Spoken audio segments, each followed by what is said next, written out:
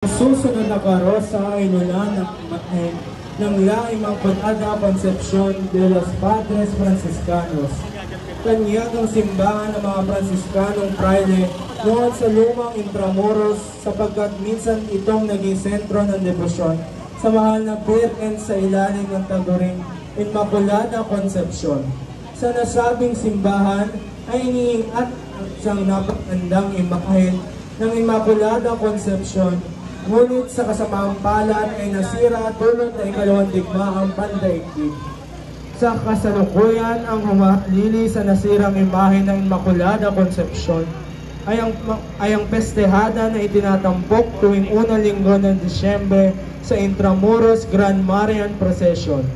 Ang debosyon ay patuloy na yumayabong sa pagpaparangal kay Maria tuwing ika-8 ng Disyembre bilang paggunita sa dakilang kapistahan ng kalinis-linisang paglilihim sa mahal na Inang Birheng Maria na siyang pangunahing patrona ng buong Pilipinas.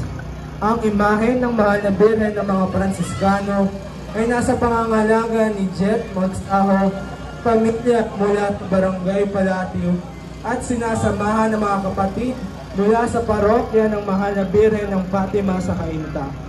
O Maria, ipinaglihing walang kasalanan, ipanalangin mo kaming dumudulog sa iyo.